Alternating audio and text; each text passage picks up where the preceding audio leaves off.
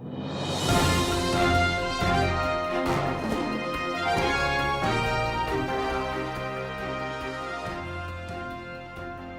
back to Charter California Edition. I'm Brad Pomerantz. Thanks for staying with us. Our guest, John Ashbaugh, he is with the San Luis Obispo City Council, a member on that council.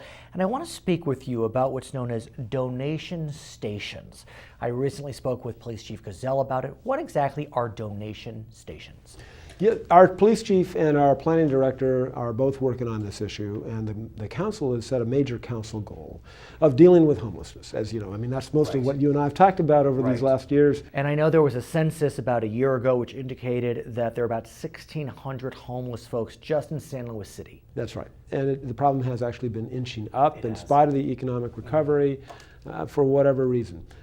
But the problem we're talking about with donation stations is in part intended to address that, but it really deals more with the issue of panhandling, which is related, but also what's important to understand is most of the homeless don't panhandle. Right.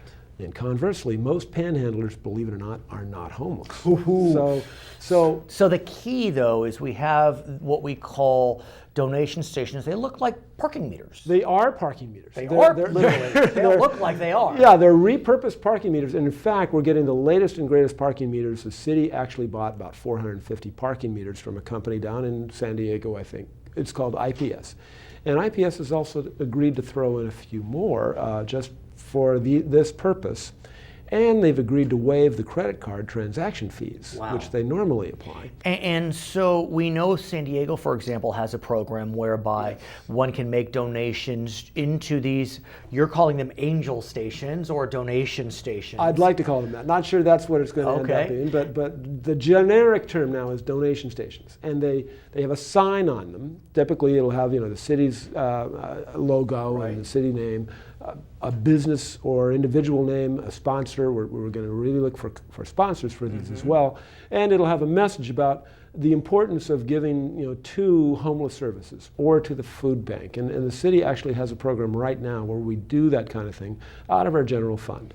And so we don't know at this stage where, if the program goes forward, the monies will be divided. That's to be determined. But it is for social service agencies. Yeah, generally speaking, we know that the money, any money you put into one of these meters will be sure to go toward where it's needed most, homeless services. And the fact is, when you give to panhandlers, you really don't know that. As I said, most of those panhandlers are not homeless. They're doing it because it's an easy way to make, believe it or not, a couple or $300 a day. Good grief. In the best locations, that's apparently what I'm told they can do now. And they also act as a deterrent to business opportunities, and so I understand the business community is quite strongly behind this type of program, whereby they're not so much opposed to donations to those in need. It's just, let's give it to agencies, organizations that can use the money most efficiently and effectively. In fact, most of the business people in San Luis Obispo, like most of the people in San Luis Obispo, are very generous, they're very understanding, they really want to support those homeless people who really do want to get back into housing, and that is almost all of them, frankly.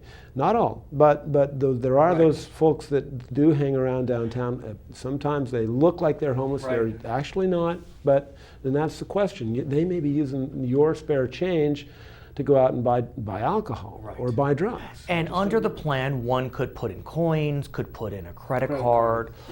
So how close are we to the adoption of this donation station program? The schedule we have right now has them to be rolled out in January, but I'm pushing to try to get it done in the holiday season. Okay, so we're hopeful it will happen. It's been adopted in cities throughout the country, in Los Angeles, San Diego, Laguna Beach. Denver, Salt Lake City. Yeah, so there's definitely some precedent for this. Oh yeah, and there are some examples where it hasn't worked. We're going to learn from. His name is John Ashbaugh, member of the San Luis Obispo City Council. I'm Brad Pomerantz. We're going to send you back to HLN.